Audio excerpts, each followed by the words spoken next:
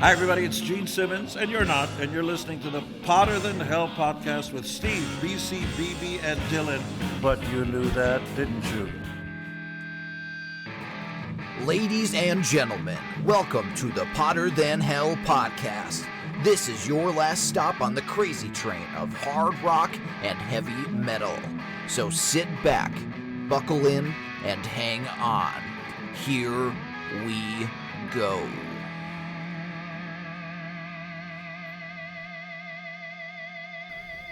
Hello, Potter Than Hellians, and welcome back to the Potter Than Hell podcast. This is Aaron Martel, former host of the Ridiculous Rock Record Reviews podcast, and I am joined by...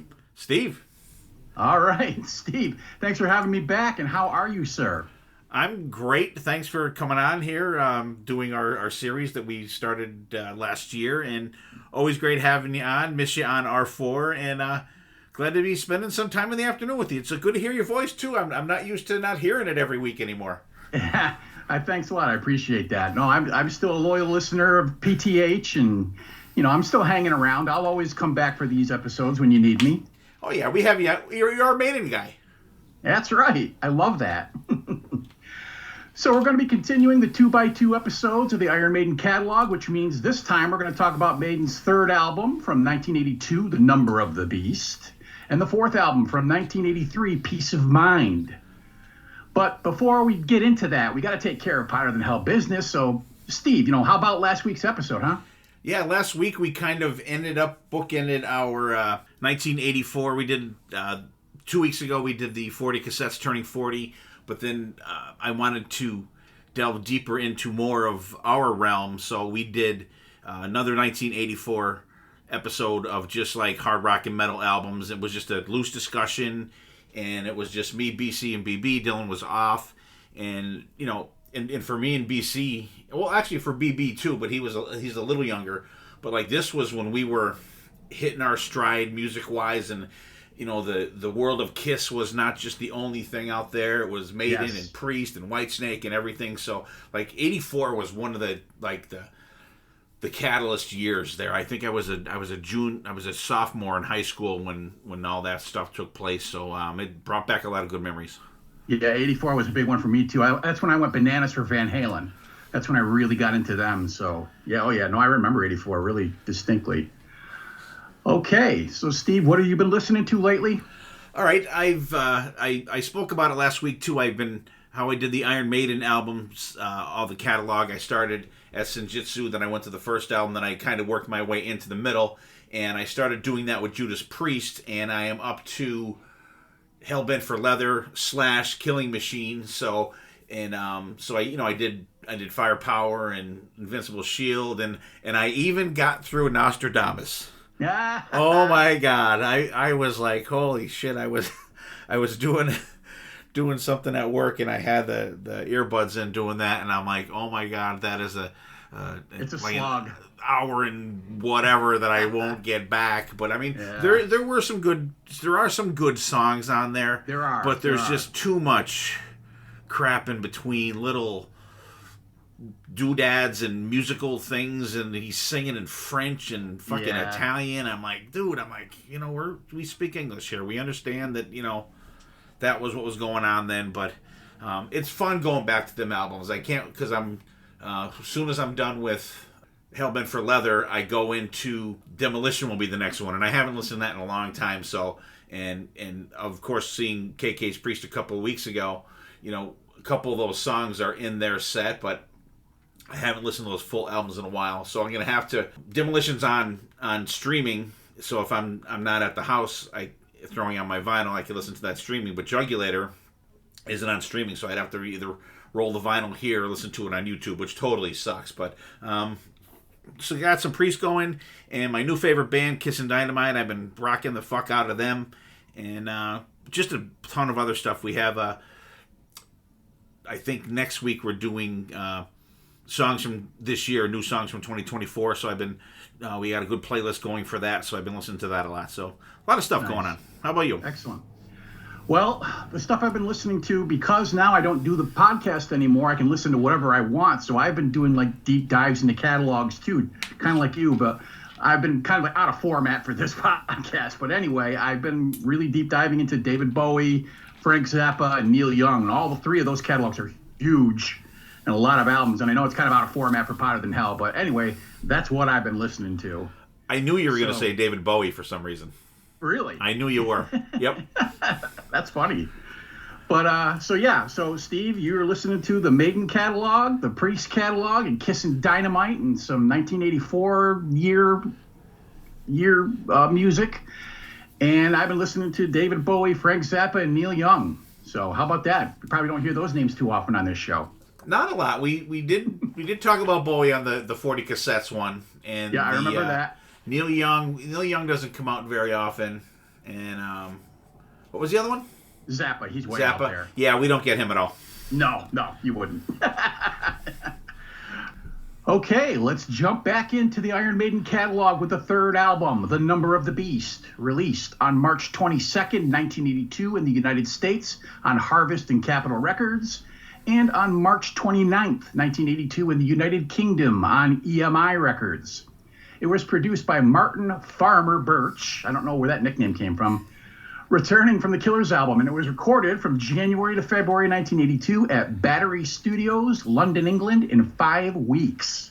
It reached number 1 on the UK Albums Chart and number 33 on the US Billboard 200 chart, and it's certified platinum in both the US and the UK. And our band lineup is Bruce Dickinson on vocals, that's something different. Dave Murray and Adrian Smith on guitars, Steve Harris on bass, Clive Burr on drums. So, Steve, where do you come in with this record? I come in with this one not too long after it came out. I told the story before when we talked about actually on the last episode. I picked up Made in Japan first, and Number of the Beast was the first the full album that I ended up getting. My buddy Rob. Back in those days, we would each get each other's an album for Christmas, and Number of the Beast was the one he got me. And I remember listening to that in his living room, and his aunt came over the house, a very religious woman, and he's like, "You gotta hide that cover. We can't play Hallowed Be Thy Name or the Number of the Beast song while she's here." And I remember sitting there looking at that and just hearing that, and I remember reading the liner notes that came on the thing, and it was Bruce Air Raid Siren Dickinson, and they have him in there as that. And and I had never heard him before. I hadn't seen the videos for Run to the Hills yet, or so that was something that I hadn't either seen or heard, and just totally blown away. And even back then in 82, you're not thinking, this album production sounds great. You're not thinking in those terms, but you're thinking, wow, this sounds a lot better than like Killers. You know what I mean? Or, the Made in Japan. So total turn for me, and I was hooked. I mean, I was hooked with Made in Japan, but when I got this, I was like, holy fuck, they were my new band at that time. Yep. They were like, I'm like ensconced in Maiden. Awesome. Yeah, I came to this like really kind of twisty turny. I started with Maiden like later on with my first album I really got was Somewhere in Time, and then I got Live After Death. And from there, I knew the songs off Live After Death because that's when I decided this is my band too. I really am into this group. So I went backwards to pick up the old catalog, and Number of the Beast must have been one of the first ones because I knew this, the songs, Run to the Hills, the title track, and Hallowed Be Thy Name. So that's where I came with it. That's where I came in with this. I just started collecting the albums. It's kind of like what I do a lot. Once I get into a band, I used to like do a deep dive and get all the records. So that's what I was doing with Number of the Beast. So I guess before we really get into this, we got to talk about the album cover. What do you think? Crazy. The word iconic is thrown out there all the time, but this absolutely is.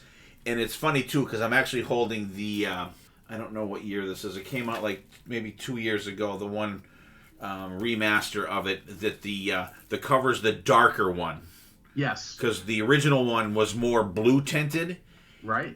But I mean, just killer. But and even looking at this album And like when you look at Killers and you look at the first Iron Maiden album, there's so much going on that meets the eye initially. You know, you have Eddie here holding the strings of the devil, and the devil's holding the strings of Eddie underneath. Like, if you look underneath, there's all the people, you know, and little devil guys flying around and stuff, and the lightning, and there's, like, so much more going on, and he's holding that flame in his hand, and his eyes are the flames, so it's just, looking at it, you're just, like, totally ensconced, and, like, you could literally sit down with this and put that on, throw your headphones on, and just stare at this cover. Even, you know, now 56 years old, I still do that. And, you know, you flip it over, because actually if you even kind of opened it up on the binding, it continues across, and it has the band in the back with Bruce holding the fake the torch, yeah. And the guy's kind of just hanging out there. But just fantastic, just absolutely killer cover. Yeah, I totally agree. I mean, iconic is the word for it.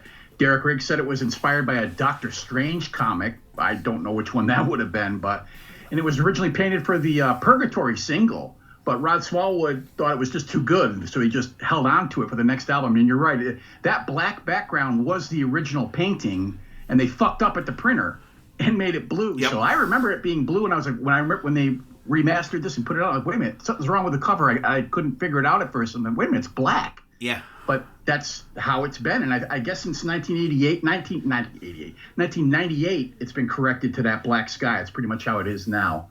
But yeah, I mean, you can read so much into this cover. Like, Eddie's controlling the devil, or is the devil who's controlling who here? Yep. You know, who is the master of puppets?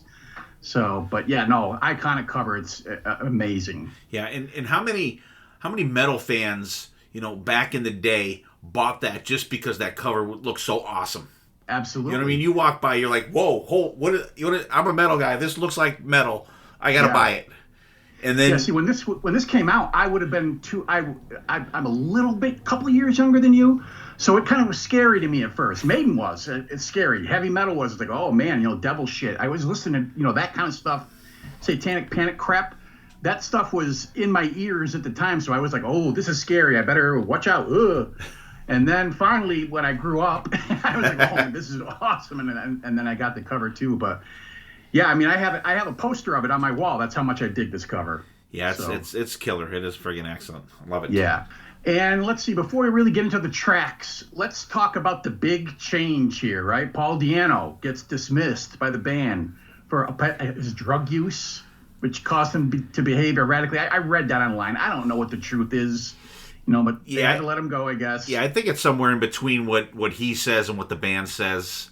You know, there's always three sides to a story, but yeah, it's kind of murky. Yeah, it's tough even just thinking of what Paul Di'Anno would sound like singing these songs, because it's a shift in the music too, I think. Yes, for certain songs for sure. And so in comes Bruce Dickinson. He'd been singing with the band Samson, and he auditioned for Maiden in September 1981, and I guess he was immediately hired. I mean, of course. Very different singer, supposedly let Maiden write different, more complex songs like we were talking about.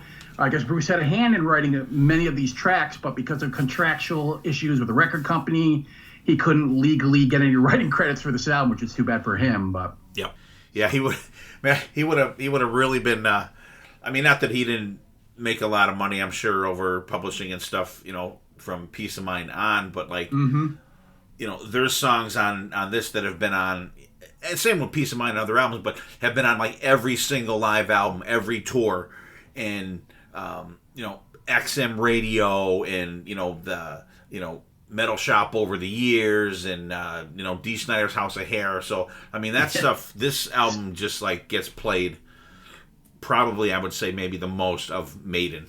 Like, staples. Any kind of airplay. Yeah, for sure. Okay, hey Steve, it's time to talk about the music here. Why don't you take side one of the record?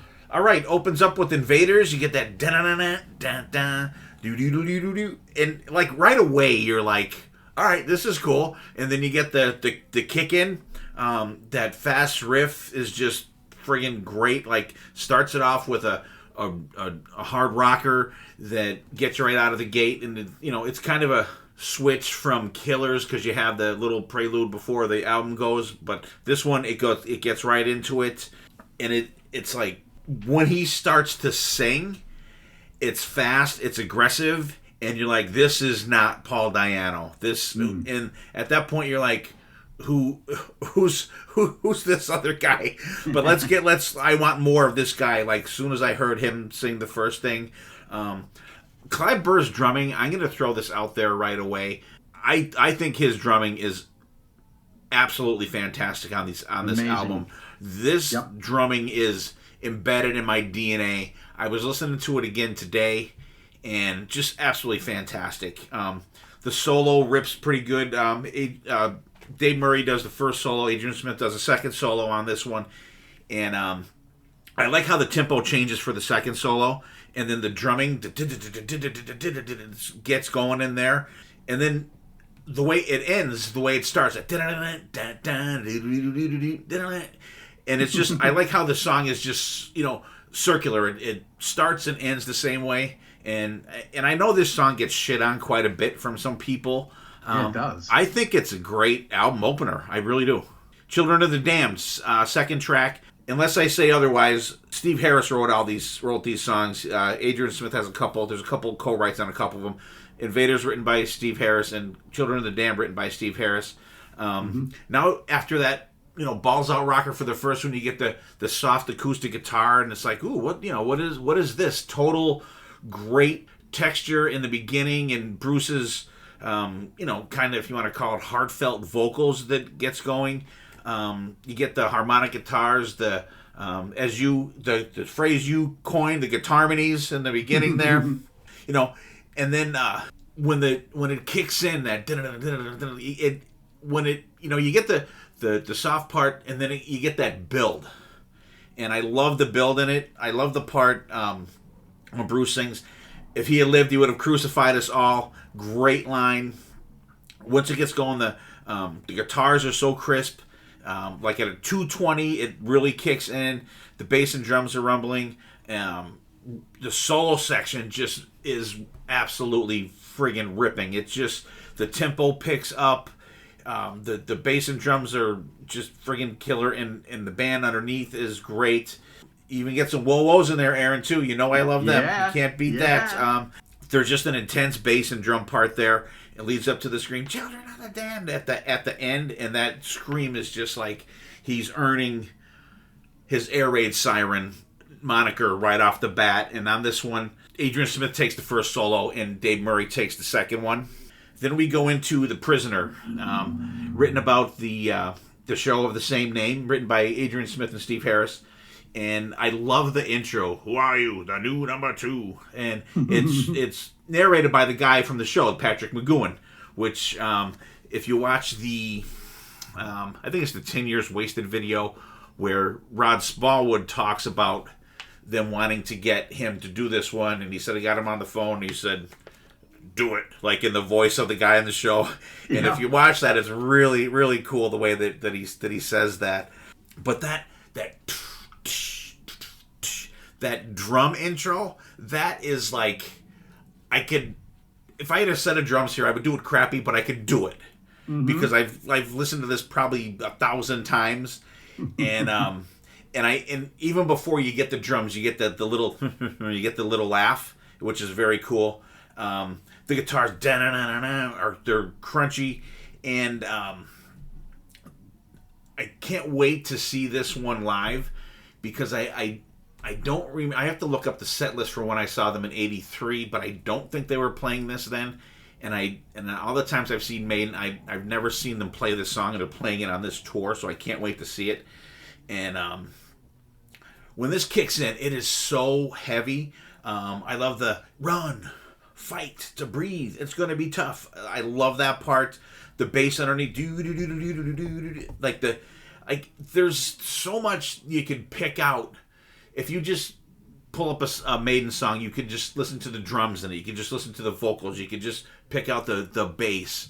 And that's what I love about Maiden. Everything is produced so crisp that you can pick any part out of anyone. You get the dual guitars, and the stop and start part is very cool. The drums kick up, and the tempo leads to the solos. And goddamn, this just absolutely fucking rips. Both, I love Dave's solos and I love Adrian's solos in this one. And Adrian does the first solo, then Dave Murray. And if you watch this on the live video from Hammersmith Live, and I think this one was on the 10 Years Wasted video too, this part is just totally ramped up live. And just absolutely killer. Another great track. And then In the Outside one, 22 Acacia Avenue, written by Steve Harris and Adrian Smith. Adrian wrote the bulk of this song when he was like a teenager, and they played it in his band Urchin. And Steve Harris helped, what I call Maidenify it for the album. And it continues the sad saga of Charlotte the Harlot. That chugging, intense guitars at the beginning and the da when he starts to sing. But then when he gets going, it's got a lot of moving parts in there and tempo changes. This is what BB likes to call one of those roller coaster songs. And then at like 3:35, you get that stark riff, and then the rocking kicks up. I just rocked out when I saw they played this live in '83 when I saw them, and Clive Burr, his snare work on this song is just friggin' killer. And when you get that part, that beat her, mistreat her, make her get down on her knees, like brutally lyrically brutal, but yes, like just totally fits the song. Then it slows down. You get the little the Dave Murray solo in the beginning there. That little any kind of bluesy solo you get made, and most probably 99% of the time is going to be Dave Murray, but it works though. It kind of gives the song some room to breathe. And then it builds right back up into that riff. There's a video of, I think, when they played in Poland on the Peace of Mind tour, when they play this. And when you get that kick up, that the crowd just like loses their shit. It's friggin' fantastic. Like the last verse in the song is just, let me get the lyrics here for this one. You're running away, don't you know what you're doing? Can't you see it'll lead you to ruin? Charlotte, you've taken your life and you've thrown it away. You believe that because what you're earning, your life's so good, don't you know that you're hurting? All the people that love you, don't cast them aside. All the men that are constantly drooling, it's no life for you, stop all that screwing. You're packing your bags, you're coming with me. And in the lyric sheet, coming is underlined. just to throw that in there. But this is just when Adrian does his solo in this song, it's just friggin' fantastic. And this is a top probably 3 Iron Maiden song for me. First time I heard this one, the needle got picked up after the side ended, and it got put right back on this song before I even listened to side 2 again. That's how much I loved this song from when I heard it. Maiden, everyone firing on full cylinders. What do you got for side 1, buddy? All right. Well, geez, man, you said it all. I'm not going to be able to add too much to it, but let's see. Invaders, like you said, some Maiden fans shit on this song, but I've always dug it. I mean, it might not be the best pick for the opening track, and I kind of feel like the album could be better sequenced. But anyway, it's high energy, fast tempo. Verses could have been, to me, the verses could have been sung by Deano, but the chorus, Dickinson lets his voice just rise up, and we know that this is a different band now. It's about Vikings landing ashore and pillaging, looting, fighting, marauding, raping, and plundering the land. Like you said, Dave and Adrian trade solos, and their chemistry is so apparent, and I love their guitar tones. It's so great. And then, of course, Steve's bass. It's a lead instrument and such a focal point for this band. I mean, you were imitating some of his bass lines. You can't. The signature sound of Maiden is Steve's bass. Like I said, I probably wouldn't have started the record with this, but I do think it is a good track. Children of the Dam, holy fuck. It's got that acoustic guitar in the intro that I guess Bruce said it was inspired by Children of the Sea by Black Sabbath. But then this starts off with that slow, heavy as fuck chorus with an awesome riff, and Bruce really showing off his pipes on this. I mean, there's no way Paul Deano could sing this. And then roughly halfway through the song, it ramps up, and then it goes faster, and Adrian's solo on that part is badass. It finally ends with a return to the ramp-up motif, and then it finishes off, and then you're like, whew, what a ride. I love this track so much. Like, I think you said this, the lyrics are based on the movies Village of the Damned and Children of the Damned, about a group of kids with special powers, and they stare, beware the stare. I guess that was the tagline. I love this track. It's one of many favorites on this album. We go to The Prisoner. The lyrics are based on the British TV show The Prisoner, about a British spy imprisoned in a mysterious village. And then it starts with a sample from the show that we were talking about. We want information. And you told the story about how they got Patrick McGowan to permission to use it. That was really cool. And then we get kind of a start and stop intro over Clive Burr's heavy drum beat that just leads into another fast rocking tune. It's got a cool ascending bass line in the pre-chorus and a super catchy chorus. There's an arpeggiated build up to the solo section, and then Adrian and Dave just trade off solos again. They do it so seamlessly. It sounds so good. Love this track too. And this kind of shows that Maiden can write catchy hooks when they want to, like, in the chorus. They did play this on the Maiden England tour, the one, I think it was from 2012. Oh, I must have seen it then. Okay. Yeah, so you probably saw it. I had to, I do remember that, but no, I'd love it if they revive this. But, I am not a number. I am a free man. 22 Acacia Avenue. Oh, man, you just keep going from strength to strength. You told the story how Adrian brought this in from his previous band Urchin. It was called Countdown, and then repurposed with different lyrics for this track. It's got 3 distinct sections. It's got tempo and rhythmic changes with cool riffs. It's got tight solos like Maiden always does. Starts fast, goes to a more mid-tempo pace, and then slows down for the first solo section. Then it goes back to the mid-tempo section to close out the track. Second song in the Charlotte the Harlot series, where the narrator is trying to convince Charlotte to give up the life, stop all that screwing, and run off with him. I hope he was successful. This track is a fan favorite and another highlight on an album that's just fucking full of highlights. All right, Steve, that finishes side 1, so let's get into side 2. All right, side 2 opens up with Number of the Beast, written by Steve Harris. And the intro, Woe to You of Earth and Sea, that we've heard, that's another thing. I think there's nothing on this album that's not in our DNA at this point. And they wanted to get Vincent Price to do the intro to this song, but he wanted like $25,000 or some ridiculous amount to do this. So they got, and I don't even have the guy's name, to tell you the truth. I had it somewhere, but I don't know what the fuck I did with it. So the guy that they got to do it, and I thought it was Vincent Price, because he freaking sounds just like him, and they got a good price for this guy that did it, and I don't miss Vincent Price at all on this one, although Vincent Price is fucking awesome.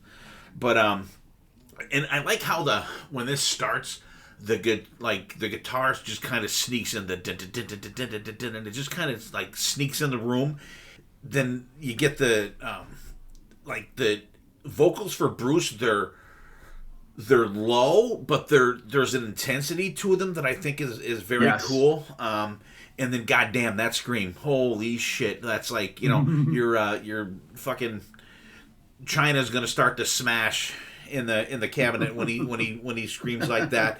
Great kick up for the second verse. But I like, if you listen to this song, Clive Burr's drumming, there's that stutter, that extra note that he plays.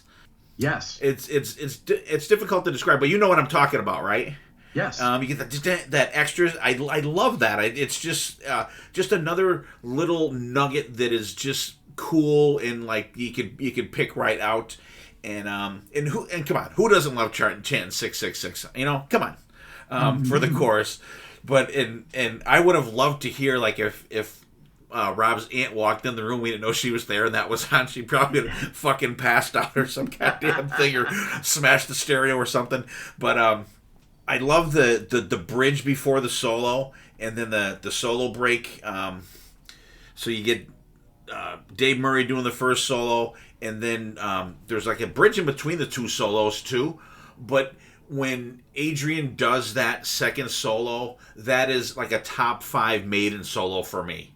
I absolutely love it. If you watch I think it's on the video, and they used to do it live, when Adrian's playing that solo, Dave Murray would get on Bruce's shoulders, and he would walk around with them, like when Adrian was doing that part of the solo. The bass, I love doing Steve Harris bass. You do a good job. Noise. But you know what part I mean? It's just, so like, Steve Harris gets a bass solo in this song too. Yes. And just friggin' awesome. And name another band that does that. Unless you're Primus or something like that. But that's just totally different kind of thing. But and then it goes back into the verse, just classic Maiden. I love how when you hear this song on on Live After Death. And I'll make Los Angeles fucking burn. And I sing that even if it's studio or any version, I always sing that. And and they're on a roll here. Fantastic opener for side 2. Second track, Run to the Hills, written by Steve Harris. Iconic drum part. You hear that, you immediately know what it is. The dual guitar harmonies coming in there. The dual leads. Bruce's crisp vocals, song about the plight of the Indians, like it gives it from the side of what would be like the cowboys, the white men out there, of what they think, the Indians do, or Native Americans, pardon me. And then you get it from their point of view too. You get the Indian point of view first, and then you get the like the white man's version afterwards. But and here you get the Maiden patented gallop. Yes. It's gallop time. Get on, and perfect song forward about the Wild West. And the drum rolls and the cymbals are great. Total singable chorus. The soloing is friggin' ripping on here. And Dave Murray does the soloing on this one, just friggin' fantastic. And the bridge after the solo, that build is just so intense. And then like when Bruce does that scream when it comes back into the chorus, just amazing. Just a well-crafted metal song. And this is like the trooper of this album. I'll just put it that way. Yeah, I'll buy that. Yeah, and just absolutely fantastic. Next song, Gangland, written by Adrian Smith and Clive Burr. Like, wow, a Clive Burr one. Like, it's weird to see that. Gangland.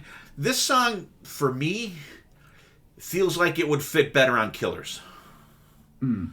I don't hate it. I like the song. I like it a lot. But it's, I think it's I don't want to say it's the dud on the album, but there's no duds on this album, but it's the lesser one for me. Yes. It gets shit on a lot, like Invaders does, because I think those two songs kind of get pounded a little bit on this album. But I mean, look at the songs you're up against. You know what I mean? You're against. Look at the songs this one is sandwiched between. Yeah, absolutely. But still, song's got a lot to offer. I think it's good. It's intense, fast for the verses. Kicks ass. The middle part's cool. I like the Once You Were Glad to Be Free for a While. The solo section is fantastic in this one, though. It's really good. It's got a great build to it. Adrian rips the solo, but it's really short. But there's a video on YouTube of Adrian playing this, like sitting down with the guitar playing this. Really? Yeah. Look, seek it out. It's actually very cool. Yeah, and I'm like, it's not that bad when you see someone actually playing it, because I don't think they've played this live ever. I don't think they have either. And so it would be cool, and it was cool to see Adrian play that, because you've never seen it performed, unless you see I'm sure at some point the Iron Maidens probably did it, but you're not gonna. I'm sure they did. Yeah, but you're not gonna see the band proper do it. And then album ends with the Steve Harris magnum opus of all epic tracks, throwing whatever descriptions you want there, and really, what can you say about Hallowed Be Thy Name that has not already been said? Just the soft, and you could feel the anguish in Bruce's vocals when he's they're walking him to the gallows, and that like it's just like you could feel like the sorrow in that, the feeling of doom. You call Black Sabbath doom metal. Listen to this. This is not grungy doom metal. This is like, shit, I'm going to die shit here. You know what I mean? Then when it kicks in that just that back and forth feel to it, and when the verses kick in, the stop and start of the guitars when Bruce sings, but then when it kicks in, and then Bruce is singing along with the guitars, it just has that great feel to it. Steve Harris's bass is all over the place, and after the last verse, I put in there, "Let the epicness begins." Clive Burr's drum fills are absolutely fantastic, and then it ramps up. This just rocks the solo, the band underneath, kicking ass. and Dave Murray does the first solo, and Adrian Smith does the second one. But then I love the end when then you get like the part like in Live After Death when Bruce does the he gets the crowd yelling. I absolutely love that part with both guitars going. And just like the before the yeah, Hell Be Thy Name part. I cannot think of a better way to end an album, especially this album. Like, you're like just exhausted because it's so fucking good when you're listening to it. Dude, you're knocking it out. I don't even know why I'm even doing this. Because we love you. We want you on here. No, it's awesome, man. That was awesome. Yeah, the title track, Number of the Beast, the ominous biblical spoken word intro from actor Barry Clayton. Because if Vincent Price wanted too much money, yep. The intro builds up with that memorable riff, and then Bruce gives a scream from hell, and then the track takes off. It's unrelenting. It doesn't let up for a second, and Steve's bass just jumps up into the higher notes. You imitate it. How's that go, Steve? Which part? When the bass goes into those higher parts there at the end. So it's basically its own riff or its own solo under the solo sections, which is what you said, and it just kicks ass. And Bruce really growls. Oh, that part. No, that's the. There it is. That's the part. That's what I wanted. Bruce really growls out the vocals, and the chorus is just so memorable. Like you said, how can you 666, the number of the beast? You're gonna scream it straight out of the Book of Revelations. The lyrics are about a dream Steve Harris had about stumbling upon a satanic ritual taking place in the night, and of course, this got the band branded as Satanists, which only intensified in the 80s as a satanic panic took hold. But I mean, come on, this is always on lists of like the greatest heavy metal, one of the greatest heavy metal songs of all time. It's a Maiden classic. It was the second single from the album that made it all the way to number 3 on the UK singles chart, which is amazing to me.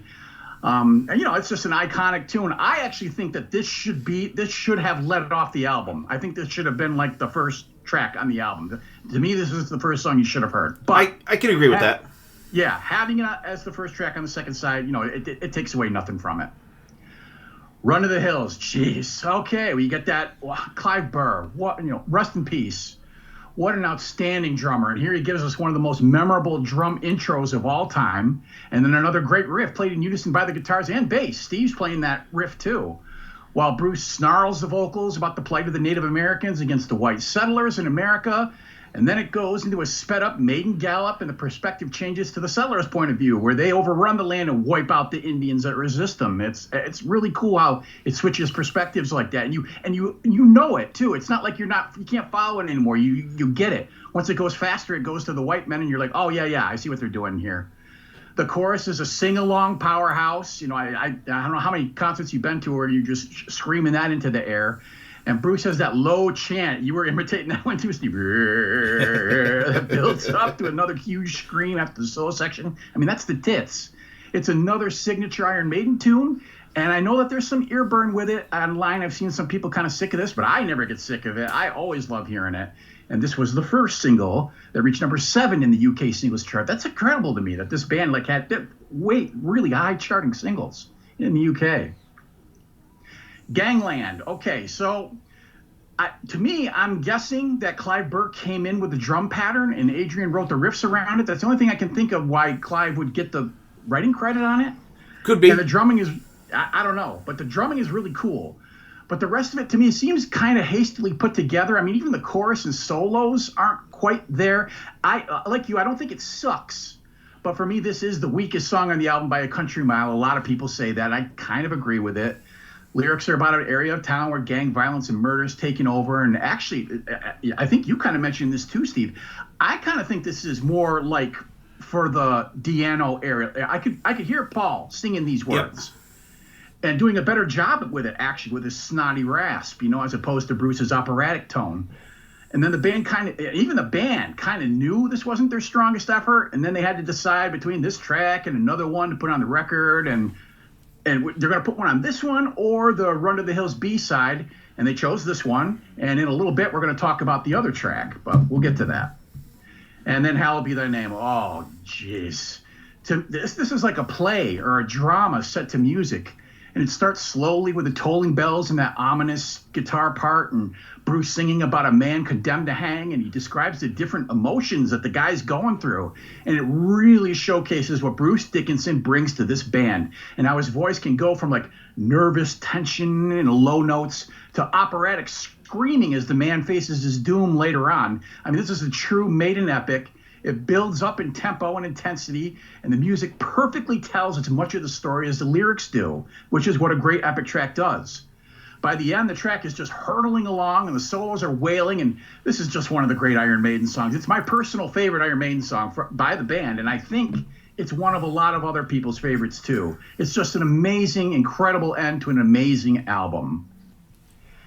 So, Steve, what are your overall thoughts on this album, Number of the Beast? Absolutely, just classic, epic metal album. This is a must-have album for any heavy metal fan.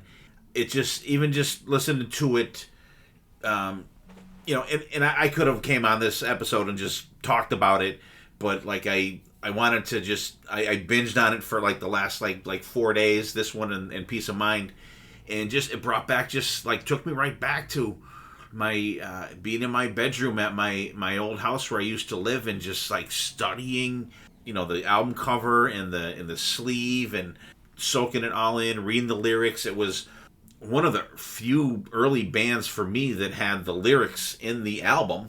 Yes. Which made it all that much better. And, I could just... I still do that. I still read the lyrics. I do too. Yeah. I was doing them the other night. Yeah. And my wife's like, what are you doing? I'm like, I'm reading. She goes, well, don't you know these? She said, I know these. I'm like, I still got to do it. But it's just fantastic. It just takes me back. And like you said, there's still staples in the live set. They'll never play a show where they're not going to play a couple songs from this album. Pretty much, yeah. I often say that this is still my favorite Maiden record, and I pretty much stick to that most of the time. I mean, maybe it's a cliche, but I mean, any album that has heavy hitters like Number of the Beast, Run to the Hills, Hell Be Thy Name, along with stellar deep cuts like 22 Acacia Avenue, Children of the Damned, The Prisoner. I mean, it's just going to lift this record above any weaker tracks that you might name. I do know that there's some backlash against this, and with some fans, whenever an album becomes huge and everybody likes it, there's always going to be some people who are like, it's not that great. Right. Fuck you. Yeah. This is where Iron Maiden becomes that band. And, listening to this album, preparing for this podcast, I still get a rush from it. I still do. I always will. All-time classic. Absolutely. So now we'll move into our gem song of the week, and it's a song that I sort of teased earlier, and I'll give you a little bit background on it. At the end of the Beast sessions, they had a little bit too much material, so they had to decide whether to put Gangland on the record or a song called Total Eclipse. And, of course, we all know that Gangland was chosen, but Steve Harris later regretted that decision. He kind of said that Total Eclipse was the stronger song. And then this was included on later CD versions of the album. I remember getting this and like, whoa, there's an extra track on here. What is this? I didn't even know about Total Eclipse because I didn't have the Run to the Hills single. So, and then I guess in 2022, they put out the 40th anniversary edition on vinyl, and they replaced Gangland with Total Eclipse on the vinyl. Did you know that? Yeah, I have it. And they also, you have it? Yeah, they also included the Beast Over Hammersmith show in that album too. Oh damn! I'm gonna have to look for that. Then I'm gonna have to get it. So I guess we'll let the listeners decide for themselves because we're gonna play it for you. Here's the B-side to the Run of the Hills single, Total Eclipse.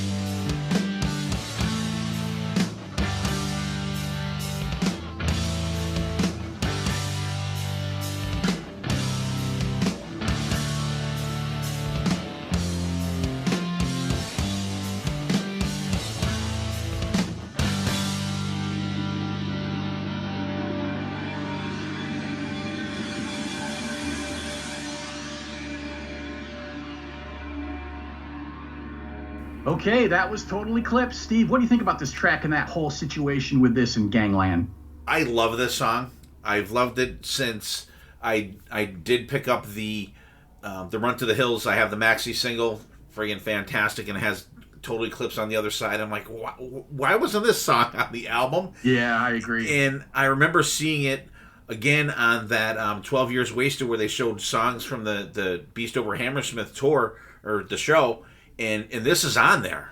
And Wow. they played it live on that tour, and I'm like, holy shit! I would have loved to friggin' see that one live. I would have too. I just absolutely love that song. I think it's killer. I agree.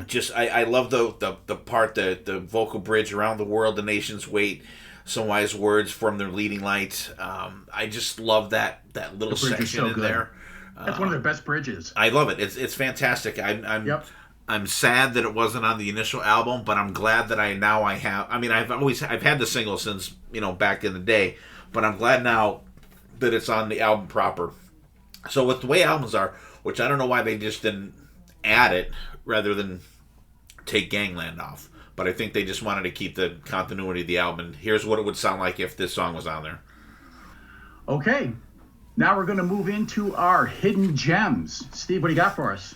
All right, I wanted to keep it Maiden in some realm to do this week, so I was looking for Maiden cover songs of songs that we were going to cover in this episode, and I found a really cool one, and it's from a band called The Quill. I don't know, have you ever heard of them? I had not. I hadn't either, so because I googled top Iron Maiden cover songs or whatever, and there was 10, so I.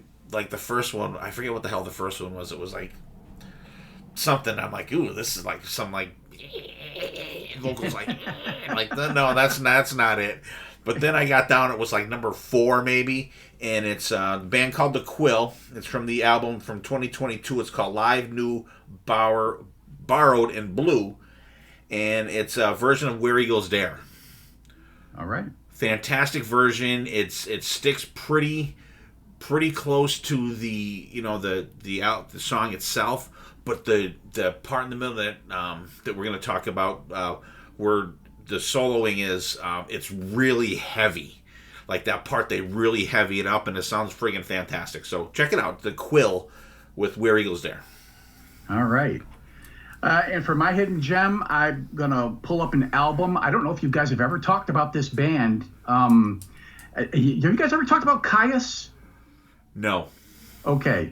I don't think so. they- There might have been a song maybe once on some playlist, but Yeah. I'm not thinking. If we did, it was only one, but I don't Yeah. think it's even that.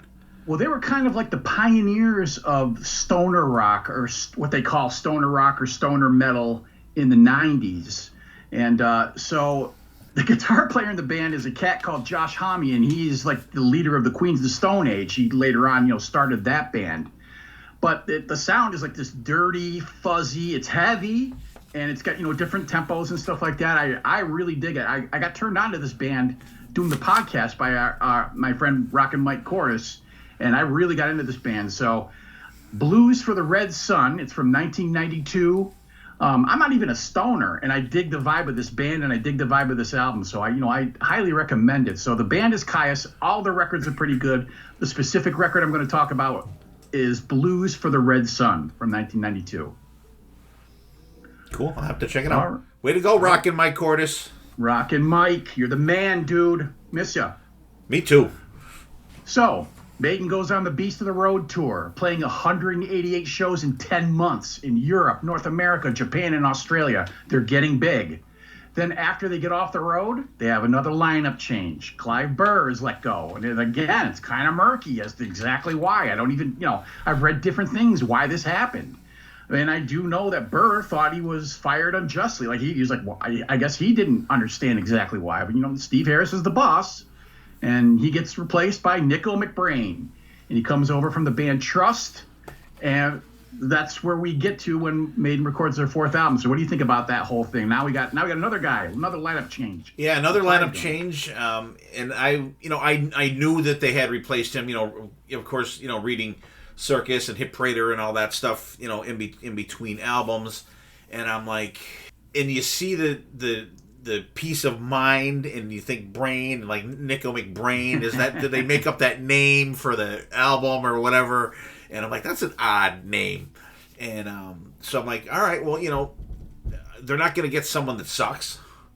So you're just gonna, we're gonna have to wait and see what's gonna happen with that, because I remember, and I'm gonna apologize to our librarian right now, and I've done it before, but I need to do it every time that I talk about this album. There was a full page ad for the Peace of Mind album in Billboard magazine in our library in the school, and I tore the picture out and hung it up on my wall, so I had it before the album came out. I apologize, Miss Bomba.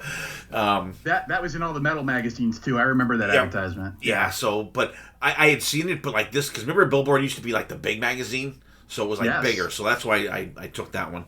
So sorry, but I may have been the only one in the library even reading that magazine. So whatever. But I remember just anticipating this album coming out, because now, when I first got into Maiden, I had Maiden Japan, that was already out. I had Number of the Beast, that was already out. And I think by the time this came out, I had already picked up Killers and Iron Maiden, self-titled. So like this was going to be my album, because this is one, and I'm a fan when it's actually coming out. My anticipation of this was just fucking insane for it. Yep. Yeah, I get it. So, this album that they record is Peace of Mind, released on May 16th, 1983 on EMI Records in the UK and Capitol Records in the US. It was produced once again by Martin Black Knight Birch. And was those have to be like in-jokes, right? They gotta be. Yeah, it had to be something going on in the studio or something. Yeah. Because like every album's got something different. Yeah, he's got some kind of nickname. And it was recorded from January to March 1983 at Compass Point Studios, Nassau, Bahamas. It reached number 3 on the UK Albums Chart and number 14 on the US Billboard 200 chart, and is certified platinum by the UK and US again. The band lineup is the same as the Number of the Beast, except we've got Nico McBrain on drums instead of Clive Burr. And for me, this album, this is the first Maiden album I ever heard, but it's not the first one I ever owned. I told the story last time where, I was at a carnival and I listened to a guy playing this on the cassette tape. So these songs, I knew them by the time I bought this, which was later on when I was collecting the Maiden catalog. These songs were familiar to me. And it's kind of, I have a special fondness for this album too because of that. Like this is my first introduction to Maiden, is this album. So we need to talk about the album cover. What do you think about this one? I love this album cover. I just sent you a picture. I don't know if you got it or not. I have my copy here. I have it signed by Derek Riggs. Oh, shoot. Nice. Yeah. He did a signing tour last year. My buddy Jim Polkowski, he actually set it up for the comic shop in Scranton, Pennsylvania. So we went down and got a bunch. I had my Made in Japan signed by him, and I had to have my Peace of Mind signed by him. And the cover is great. It's Eddie. He's had a lobotomy. You can see his skull's cut, and he's got the little latch in the front there. So if you want to take the brain out, interchangeable brains, I guess you can do that. He's in the straitjacket that's all torn up. He's chained up by his neck. He's in the padded room. I love it. It's probably my favorite album cover. And then when you flip it over in the back, the door to the padded room's open and it goes like out into the sky, and I love it. I think it's absolutely fantastic.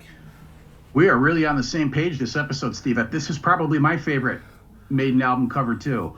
I've always said that. I just love it how he's in the straitjacket. He's bald because his head's been shaved. He's been lobotomized. He's looking straight at you, like screaming.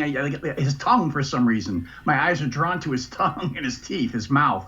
Like you said, I love on the back where like that door is open. As soon as he's gonna escape, as soon as he gets free, and he's already working his way through it. So, and I like how it's yellow. It's black and yellow. It's a weird color scheme too. It's like basically it's black, yellow, and that's pretty much all there is to it. And yeah, I don't know. I've always dug it. This is probably my favorite Maiden cover too. So yeah, I love the coloring on it. It's crazy just how it's, and even just if you look at it, just the shading in it, because you can see where there's like maybe a window, because like behind him it's darker, but then it's brighter to his left. Yes. So that the shading in it is it's well done. Yep. Excellent. All right. So I guess I'll take side one. Is that all right? Go ahead. All right. So I'll start us off with the opening track, Where Eagles Dare, and Hello, Nico McBrain. Killer drum fill starts off this busy track. It's got Nico drumming his balls off like a maniac all over it. Bruce's voice easily handles the rapid-fire verses and the soaring choruses, and the lyrics are about the 1968 film Where Eagles Dare with Clint Eastwood and Richard Burton about a special ops team trying to rescue a captured American general in a German fortress. I know you love that movie, Steve. We talked about it before. I still have never seen it. I got to. Come on. I know. I don't know what I'm doing, man. The lengthy instrumental section, it's cool as shit with the structured riffs and the machine gun fire sound effects. I mean, this is one of my very favorite Maiden album openers. It's in the top 2 or 3 at least. Then we move into Revelations. And hey, Bruce Dickinson gets a songwriting credit. It's got 3 distinct sections that it kind of cycles through. It's got a slow, heavy thumping section. Then also a slow section with like clean arpeggiated guitars. Like it gives like a lift, like a lighter lift to it. And then with a cool melodic bass line underneath. And then it builds up to a faster section that keeps the track musically engaging with its tension and release. It's constantly doing that. The lyrics are obscure, but it's got cool imagery that I read. I had to look it up. It was inspired by an English hymn and some of the philosophy of the famed occultist Aleister Crowley about achieving a higher spiritual state, some shit like that. I don't know, but the lyrics are really cool. I'm picking up a little bit of sex magic, too, in this, which is kind of a Crowley thing. I don't know, but I've always dug this track. I love hearing it live, too, with the crowd dun, dun, dun. Hey, I love doing that shit. Flight of Icarus, Flight of Icarus, however you pronounce that. This was the first Maiden song I ever heard, ever. And it sucked me right in with the mid-tempo gallop, and it's got a bit of like Immigrant Song by Led Zeppelin feel overtones to it. The chorus is huge and almost has a pop sensibility to it. And the solos are melodic and excellent. Lyrically, this is inspired by the Greek myth of Daedalus and his son Icarus, who didn't listen to the old man. He flew too close to the sun with the wings that his dad created, and the wings burn up, and Icarus bites the dust. Steve Harris thought this was too slow, but it ended up being the first single that reached number 11 on the UK singles chart, but also was the first American single that didn't chart. But I remember seeing the video for this track on MTV, so this song is always going to have a special place in my heart, and I so much loved finally hearing it live on the Legacy of the Beast tour. And then finally, we got Die With Your Boots On. It's another slapping hard rocker that rips along. It's got a cool pre-chorus that kind of grabs my ear with a no point asking when it is part, and if you're gonna die, that hooks me in too. And then it's got another big shouting chorus. If you're gonna die, die with your boots on if you're gonna die. The lyrics are about prophets like Nostradamus. Hey, we're bringing him up again. Making end of the world apocalyptic predictions. And Bruce says, okay, if this is really gonna happen and you're gonna die, the world's gonna end, face it bravely and don't be a pussy about it. Because you're fucked anyway and you're gonna die no matter what. This has some nice trademark Maiden guitar harmonies and solos, and I noticed online that a lot of Maiden fans shit on this track too, but not me. I fucking love it. I don't know. Steve, what do you think about side one? Yeah, side one. When I saw the title, Where Eagles Dare, written by Steve Harris, I was like, holy shit. This, if there was any doubt that this was my band, this sealed it, because Where Eagles Dare, one of my favorite movies of all time, and I'm like, if this isn't about the fucking movie, I'm gonna lose my shit. And it was, and I just that bombastic, that drum opening, that I just like, I could just listen to that on a loop for a week at a time. And, I could too. But the song is so intense, and I could probably pretty close to recite the whole movie. I've seen it so many times, and I can see the movie listening to this song. Just absolutely killer. The solos are kind of laid back for the intensity of the rest of the song, which I think is kind of cool too. Gives us a little breathing room. But then like when that friggin' kicks back in, that right back the after the soloing, it's just great, and you get the part in the middle there where the solos, you get that I don't know if it's a hi-hat, it's like kind of gives you that machine gun shooting kind of feel. Just absolutely killer. I was so happy to hear this song, and it's still, and I'm going to say it's probably my favorite album opener for Iron Maiden, probably hands down, easily. And track 2, Revelations, written by Bruce Dickinson solely. Da da da da, ding ding ding ding. But I remember on, and he did this too when I saw them in 1983. That Bruce in quotations, plays guitar on this song. And, and I think it looks so stupid on Live After Death when he's like swinging the guitar up when they're doing the. I just hate that, but I love the song. That ain't right. yeah. I just love the song. Dylan is under instructions to, at my funeral, read that prayer at the beginning. Just nice. So he knows it too. He's under instructions to do that. Great. I love the like that solo, the broken up solo parts. And then they kind of get more intense as you go along. And then you get the one he gets to go. And picks up for the solo section. And the solos are friggin' killer. Dave Murray does the first one. Adrian does the second solo in there. Just a great song. Always great to see this live. And, and I'm like you like to yell for the da-na-na part. Just one of those fun things to do at a Maiden show. Track 3, Flight of Icarus, written by Adrian Smith and Bruce Dickinson. I saw this one too, the video before the album came out, and I think the video itself too was a good introduction to Nico, because he's, I won't say featured in it, but he's in there a lot more than you would think a drummer would be shown in a video. He's the guy with the cloak on, he's the guy, the eye that you see, that's him. And and they show him, because when they're not showing the weird mystical stuff or whatever, they show in the band play, but like every cool drum fill that he does, they show him doing it. And I think it's kind of the band introduced, he's introduced with the band with Where Eagles Dare at the beginning, but then in the video you're kind of introduced to him like in the video, because you get to see him a lot and you get to see him actually playing the stuff that is really cool. And I love the solo. He's got such a goofy, fun-loving personality. You know what I mean? Absolutely. Yeah. He'd be a cool guy to have a drink with and hang with. Yeah. And for sure. We went to his barbecue place in Fort Lauderdale. How was it? It was fantastic. The food was fucking great. We were kind of hoping he would, show up, but like the chances of that were not great. But the food was great. The atmosphere was great. And the only thing that sucked was they had some really cool shirts, but they had limited sizes in the shirts. So I don't know. I think they were just low on stock. Like every shirt I wanted, they didn't have my fucking size. So, and I had people give me a shirt. And I'm like, well, what size? Well, they don't have that. I'm like, send me a picture. I'm like, oh my God. But, so I think BC ended up getting one, but I didn't like that one. So, but I didn't get a shirt from there, but the food was fantastic. And there's a little stage with a little drum set there. So I know that he has people playing in there sometimes. So it was very cool. And I have the maxi single of this also, which is very cool. It was cool when they did this on the last tour. Bruce had the flamethrower with that one in each hand on stage.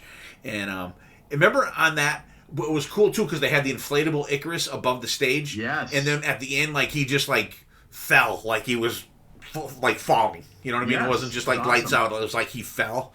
It was very cool. The solos are killer. The the outro solos are just friggin' ripping on this song.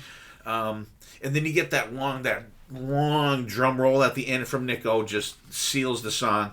And you're right, this song does get shit on by some Maiden fans. Could be a fatigue thing. Yeah. I think it's a really good song. I think it's great. I get a little fatigued once in a while on it, but as soon as I start hearing the solos and the solos at the end, I'm right back in. Mm-hmm. Die With Your Boots On by the trio on this one. Adrian Smith, Bruce Dickinson, Steve Harris. I love this one too. The da-na-na-na-na-na. I just... about the war predictions and scaring people and shit like that. Great feel for the verses. I like how the song's constructed. I like the if you're gonna die, you're gonna die. You're gonna that back and forth for the chorus. I think is very cool. Some people don't like it, but I love it. Yeah, and There's soloing, but like listen to the bass under the solos on this song. Absolutely freaking unbelievable.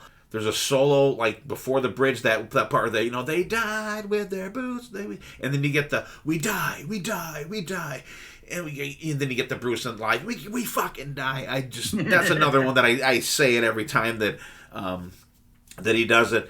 And well constructed song once again. Great ending to side one. Killer ending to side one. Beautiful. All right, let's get into side two with The Trooper. One of the signature Maiden tracks. This tune is about the famous British charge of the Light Brigade against Russia in 1854 in the Crimean War, inspired by Lord Tennyson's poem written about that event. The music is a brisk gallop. It's like taking Flight of Icarus and putting it on steroids. It's got amazing guitar harmonies and a huge wordless vocal hook that makes you feel like you're right in the middle of the battle. And this might be the song that most people think of when you think of this band. And it's a live staple with Bruce wearing. Now Bruce wears a red coat. He waves the Union Jack around. And, I mean, when you're there live, and it's awesome to hear the crowd of thousands of people all around you going, oh, it's amazing. Second single from the album that reached number 12 on the UK singles chart and actually reached number 28 on the US Billboard mainstream rock tracks chart. Yeah, we've all heard this a zillion times, but come on, it's the fucking Trooper. It kicks ass. Then we go to Still Life, and this starts with an ominous-sounding backwards message, but it's just Nico McBrain burping and taking the piss out of all the schmucks who thought Maiden was satanic. Excuse me. Then the song proper, it's got a quietly creepy vibe in the beginning with the intro and the guitar arpeggios and Bruce singing like he's telling like a ghost story or some shit. And then it kicks in with the heavy guitars and the tempo increases as Bruce's voice gains in intensity. The instrumental section features some great guitar harmonies and traded solos. And in the last verse, Nico plays a quick drum pattern he'd use over and over again in later tracks. He does that all the time in a lot of later tracks. The lyrics were inspired by, I had to read this, I didn't know this. The lyrics were inspired by a short story called Genius Loci, shit, I should have looked up how that's pronounced, by Clark Ashton Smith, in which an artist paints a meadow with a pool in it with demonic spirits in the depths in the painting that seems to like take over his mind. And the artist eventually brings his fiance there and they both drown in the pool. And basically that story is told through the lyrics. To me, this is one of Maiden's best deep tracks. I really dig this one. And then we go to Quest for Fire. And oh boy, this is the gangland of this album, except to me, it's much worse. It's got a decent opening riff with the guitars and bass all together. But then after that, the song is goofy as fuck. The lyrics are terrible. It's literally about the caveman movie Quest for Fire. To me, it's noticeably weaker than the other tracks on the album. I mean, even Bruce's vocals are goofy, especially in the verses. Holy shit. I mean, there are much worse songs in the Maiden catalog, in my opinion, which we'll get to on future episodes. But damn, this one stands out as a sore thumb on this record so much. It just kind of sounds tossed off to me. Then we go to Sun and Steel. And it's another fast galloper with a big poppy chorus, kind of like Flight of Icarus, except it's a fast gallop. It's like this to me. This is like if Flight of Icarus took a bump of cocaine and it doubled its tempo. Even Dave's solo is wild. The solo is fucking crazy on this one. It's wild and chaotic and all over the place. And the lyrics are inspired by Japanese author Yukio Mishima's 1968 essay about the badass samurai Miyamoto Musashi, who was undefeated in 62 duels. It's got another huge, catchy, poppy chorus, and I dig this one too. This one goes by real fast. Blink and it's over.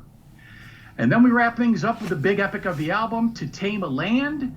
And this was originally, I guess, going to be called Dune because lyrically it's based on a science fiction novel. But the author, Frank Herbert, said, nope, I don't like rock bands, especially heavy rock bands, so they changed the title, you dick. I used to not care for this track that much, actually, particularly since I never read Dune or I've never seen any of the movies, so I have no clue what Bruce is singing about. But musically, this thing really grew on me. With a quiet intro leaning to churning verses, and I like the long instrumental passages with the Eastern music influences in the guitar licks, which is something the band would utilize in the future as well. I love when Maiden has those Eastern music influences. Those guitar licks really always draw my ear. I always like those songs. This song is 7.5 minutes with a long and quietly simmering middle section. That would also be a blueprint for future Maiden epics. And I've grown to really like this track a lot. though it's kind of lower on my list of epic Maiden tunes, but no, I still dig it. So that wraps up Peace of Mind for me. Steve, take it away, side 2. All right, The Trooper. I'll give it a BC. I think if someone said to you, give me a song that is heavy metal, this is a song that you hand them. Mm-hmm. Listen to this. Starts out with probably one of the, if not the most recognizable riffs in metal. This, I want to say, and probably like Inner Sandman are probably two of the most recognizable ones, metal riffs of all times. It's the second single from the album, second video too. The galloping starts right off the bat, and you take my life, but I'll take yours too. Just so powerful right off the beginning, and it's weird that the whoas that's the chorus of the song. Yeah, it's odd, but it fits and it works, and another one we love to chant, absolutely. And this, I don't know, it's as close to, I think, as a perfect metal song as you could get. There's nothing in the song that is out of place. There's nothing that doesn't fit. Vocally, lyrically, musically, everything. I think it's just a perfect fit for Maiden. Yeah, it's got no fat. None at all. Yeah. Both solos are friggin' blazing, although I was disappointed in 2001, I think, when we saw Iron Maiden on this tour, and Dave Murray plays the first solo, Adrian plays the second, but on that tour, Yannick played Adrian's solo. I was like, like, what the fuck? What are you doing? So I was not a fan of that part, but it's just absolutely killer. I mean, I'm not saying Yannick did a bad job; he did a fantastic job. But I was so used to seeing Adrian do that, and to see someone else do it with Adrian on the stage was a little weird for me. Still Life, written by one of the few writing credits for Dave Murray and Steve Harris. Backwards message at the beginning, you said that too. Dylan likes to say that too, taking the piss out of everybody. Gotta love it. And it shows Nico's sense of humor right off the bat. That beginning part reminds me of a clock ticking. That very first part of the song is cool. I think this is a great deep track too. It's weird, it's scary, it's odd. Like the end, like, hey, we're both jumping into this pool too. Just very, very weird. But you get the I like the vocal effect on "Will Give Me Peace of Mind." Yeah. I love that's thrown in there. And there's the one vocal part for Bruce that I think is one of his best, like, vocal inflections on any Maiden song. That one part where he sings, "And I feel I'm weaker every day." Like, he sounds like he's like so weak singing that part. I love how he's selling the story. Sells that. It's friggin' fantastic. But Nico's hi-hat work on the like on those like stops on the hi-hat are like another part that really stands out for me on the song. I like it. It's got a very creepy feel to it. Quest for Fire is next, written by Steve Harris. I like this song. I always did. I don't give a shit if they say dinosaurs in there. I don't fucking care. I think it's cool. I think it's fun, and you don't get a lot of fun Maiden. I mean, it's all fun, but you know what I mean. Yeah. The solos are cool. The dual guitar harmonies are cool in there. I would love to see them play this live. I would love to see the reaction of the people in the crowd when they play this fucking song live. I would like to see it just for that. Just to see people go, what the fuck? Absolutely. What are they doing? Yeah. Sun and Steel next, written by Bruce and Adrian. I think this is a hidden gem of a Maiden song. I agree. It's a great deep track. It's not a long song. It's concise. Got some great grinding guitars in there. Melodic chorus. And the melodic chorus is a little different for them too. You don't get a lot of melodic choruses from Iron Maiden. You get some cool choruses, but I don't think you get a lot of melodic ones. And I think it's a little different for them. The soloing is great, just a great deep track. And the album ends with "To Tame a Land." up to this point, the longest song in the Maiden catalog, which will be overshadowed with the next album for sure.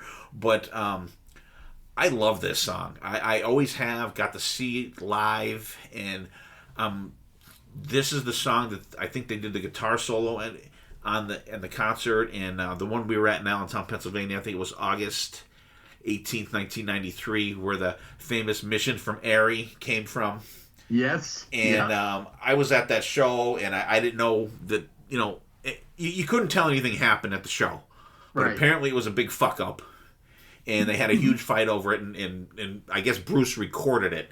And so I was at that show, which was very cool. I've always loved Dune. I was glad to hear this because Bruce helped me pronounce some of the words. I was like, what the fuck is this in the book?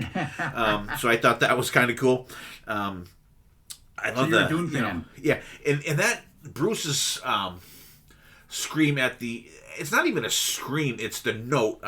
He's the ruler of the stars, and he does that long note at the end. Yes. It's just great. And I'm with you. I like the Middle Eastern feel of it, and that plotting part in the, towards the end. I think it gives it an epic feel to it, and you can picture the sand dunes, wind blowing, and all that shit. I love Dune. Dude, at least go see the new Dune movies. Really good. They're good, huh? Really good. And I like science fiction stuff. I just have never gotten around to, just like Where Eagles Dare. I just haven't gotten around to seeing it or reading any of it yet. Yeah, the books, they're very, it's more like crazy politics than it is action. Okay. But it's very well done. Amazing ending to an amazing album. This is my favorite Maiden album. I don't think it's weird because I think Number of the Beast is their best album, but Peace of Mind is my favorite album. Sure, I get it. And this is one that, I look at the tons of records I have and I can't think of anything to listen to. This is an album I pull out. And I love the production on it. It's got like a warm sound to it. Mm-hmm. Compared to like some of the other stuff. Like if you play this and then play Somewhere in Time, the difference in the production is like, holy shit, like totally different. But I really like in the production, the warm sound of the production reminds me of the color of the album cover. That's good.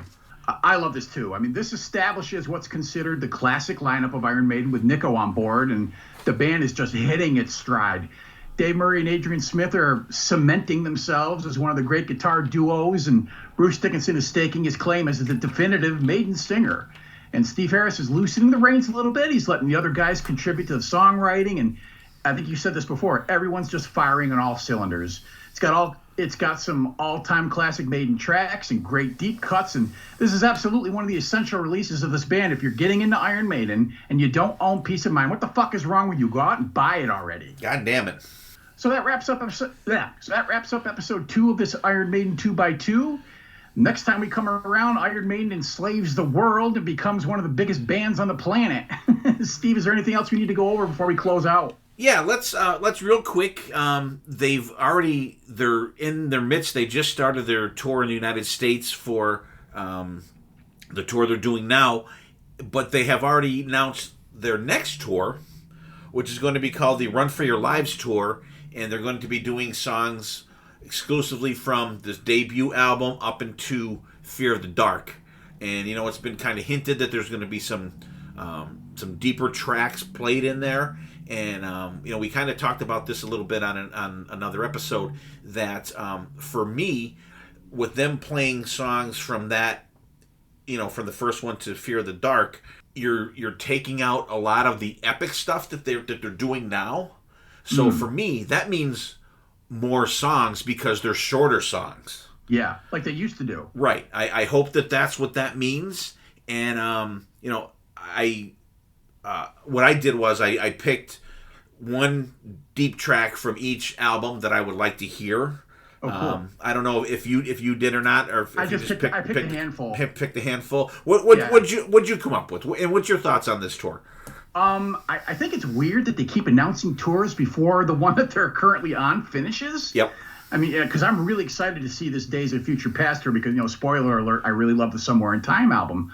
But, yeah, no, I mean, to me, it's an exciting announcement. I mean, it's probably not going to get to the States until 2026, I would assume, right? Because next year it's going to basically be Europe, right? Yeah, it doesn't start till it starts May of next year. So yeah, and maybe it'll be like this year, where it'll come around here in the fall, maybe, or late fall. Maybe, yeah. It's 50 years of Iron Maiden. I guess that's kind of what they're celebrating, and I like the idea of it being just from the first 9 albums, and I really do hope they pull out some deep tracks.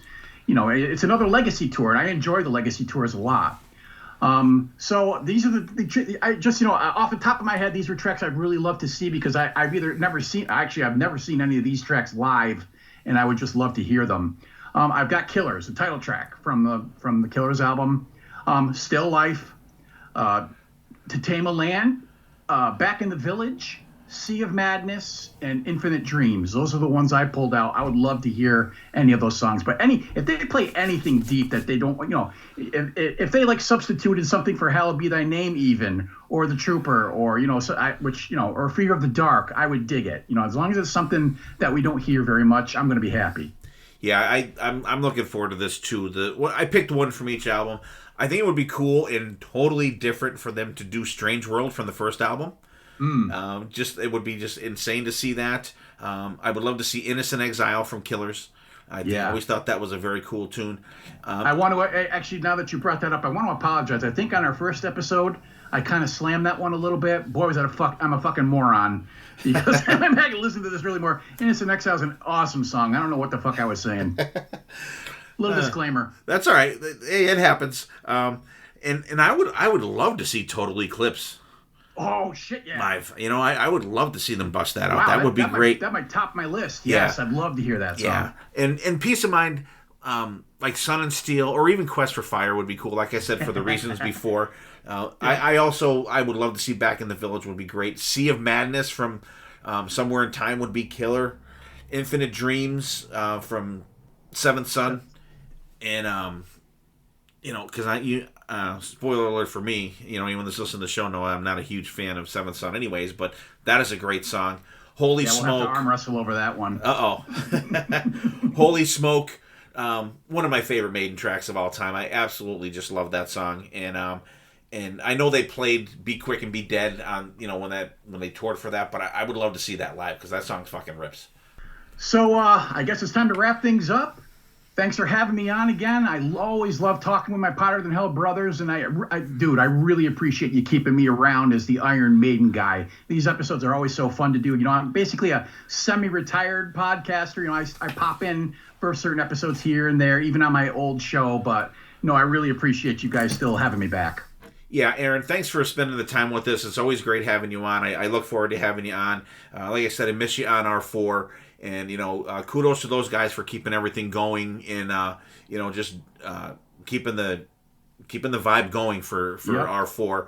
And, keeping the flame burning. I really appreciate those guys a lot. Yep. Yeah. So yeah, I want to give a shout out to JD, Ian, David, and Hillman. Those guys, they're keeping it going, and they go out of their way to give me credit for it, which I just appreciate everything they do. Yeah, absolutely. And thank you once again. I appreciate it. And everybody out there, I hope everybody's going to have a good fall out there. And I'm going to let you take us out, Aaron. All right. It means I get to say what I always like to say. We'll see you next time, and there will definitely be a next time.